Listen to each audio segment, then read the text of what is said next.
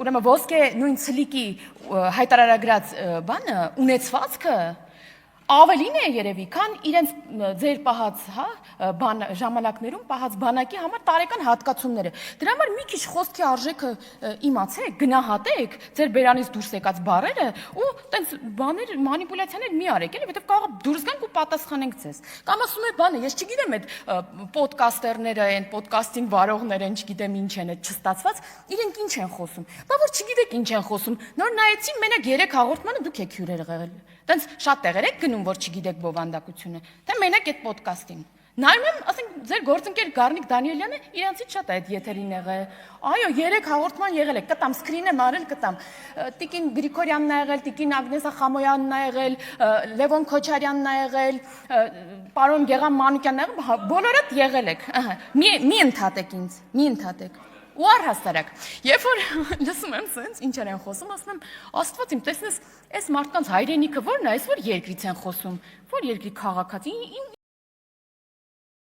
ինչից են խոսում, ինչ իրականությունից են խոսում, որովհետև իշխանություն եղած ժամանակ էլ էս երկրից չեք, ընդդիմության եղած ժամանակ էլ էս երկրից չեք, ոչ երկիրը գիտեք, ոչ այդ երկրի քաղաքացիներին, ասենք, ու ձեզ սիրով հրավիրում եմ իրական Հայաստան, հարգելի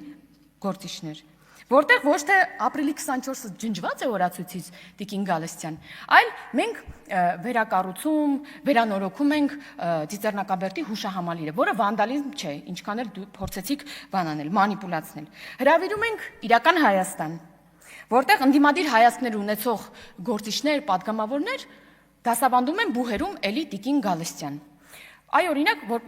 ինչպես օրինակ ձեր գործընկեր պարոն Խաչատրյանը, ով ձեր ելույթից անմիջապես հետո, երբ ասում եք, որ ընդդիմադիր հայացքներ ունեցողներին հանում են համալսարաններից, այլ կոնտեքստում 5 րոպե հետո ձեզնից ասեց, որ բացի ազգային ժողովից ինքը 3 բուհից աշխատավարձ է ստանում։ Հրավիրում եմ իրական Հայաստան, որտեղ քաղբանտարկյաններ չկան Տիկին Գյուրեղյան։ Եվ խոսելուց առաջ ԵԽԽՎ 1900 բանաձևից լավ կլինի տեր կանգնեք ձեր կառավարման ժամանակաշրջանի ձեր պատասխանատվությունը կրեք, այդ նույն ԵԽԽՎ-ն պատժամիջոցներ էր կիրառում 2008 թվականին Հայաստանի դեմ քաղբանտարկյաններ ունենալու բերումով, ֆիքսում էր, որ կան քաղբանտարկյաններ, եւ այդ ժամանակ դուք կոալիցիոն իշխանություն էիք։ Հրավիրում եմ իրական Հայաստան, պարոն Գեղամ Մանուկյան, որտեղ իրական Հայաստանում, այո, այդ ամրոցներ են կառուցվում սահմաններին, որի անհրաժեշտությունը, այո, 6 տարի առաջ կար, պարոն Մանուկյան, որքան էլ որ դուք հակառակն եք այստեղ ասում։ Այ եթե 6 տարի առաջ լինեին նման սահմաններ, ոչ թե Սեյրան Օհանյանական այդ բանը ասեցիք, տենց դիրքերը լինեին, շատ զոհեր միգուցե չլինեին։ Հրավիրում եմ իրական Հայաստան, ընդդիմադիր մի քանի տիկնայք այսօր մեջ բերեցիք, որտեղ 300 դպրոց 500 մանկապարտեզ ենք կառուցում։ Հետո էլի ենք 300 դպրոց 500 մանկապարտեզ կառուցելու, հետո էլի ենք 300 դպրոց 500 մանկապարտեզ կառուցելու։ Ու լավ կլինի քննադատելուց առաջ մտածեք, ինչի անհրաժեշտություն առաջացել անընդհատ 300 դպրոց 500 մանկապարտեզ կառուցել։ Կարող է, որովհետև այդ դպրոցներն ու մանկապարտեզների շենքերը վերցրել եք ձեր բիզնեսներն եք դրել, սեփական տներն եք կառուցել դրանց տեղը, չգիտեմ ինչեր եք կառուցել։ Հիմա ստիպված ենք նորից կառուցել 300 դպրոց 500 մանկապարտեզ ու խնդրում եմ չմանիպուլացնել հերթական անգամ, միայն նշելով արդեն շահագործման հանձնված շենքերը։ Այժմ ընթացքում է գտնվում բազմաթիվ այլ շենքեր, որոնք այժմ կառուցվում են։ Դրա համար մի մանիպուլացնեք, հանգիստ նստեք տեղներդ, կլինի ժամանակը, երբ որ կտեսնեք այդ 300 դպրոցը բանի վրա, հողի վրա։ Եվ ի վերջո հրավիրում եմ իրական Զուգարաններում մարդ սպանելու հրաման տալն է։ Մենք գիտենք, որ ձեզ հաճելին մարտի 1 և հոկտեմբերի 27 կազմակերպելն ու մարդկանց գնդակահարելն է։ Ինչպես Սերժ Սարգսյանի դեպքում ասեցի, այստեղ ևս կարող ենք ֆիքսել, որ բացարձակ նորություն չեք ասում։ Եվ ես հորդորում եմ, խնդրում եմ ձեզ, դուք հաճախակի եթերներով հանդես եկեք, 7 չէ, 17 ժամ խոսացեք,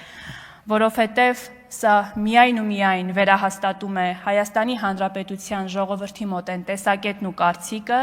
այն համոզմունքը,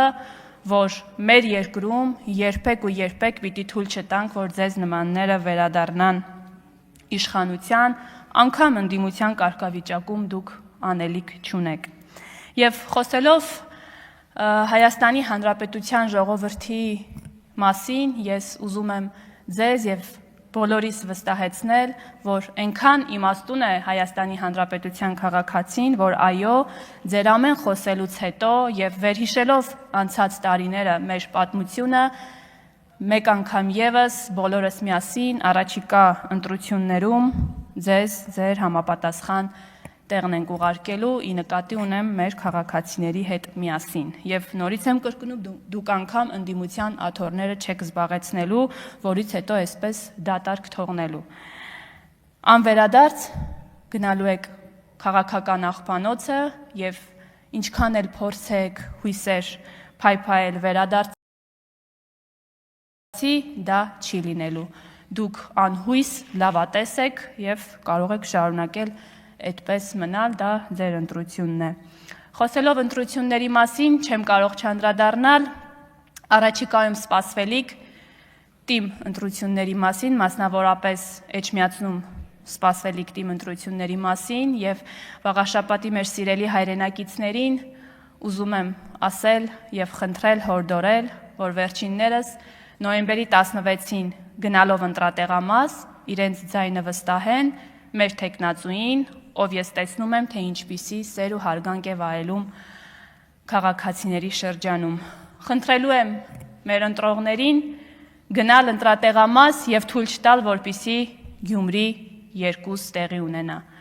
Իսկ թե ինչ տեղի ունեցավ Գյումրիում բոլորս գիտենք եւ նաեւ գիտենք, որ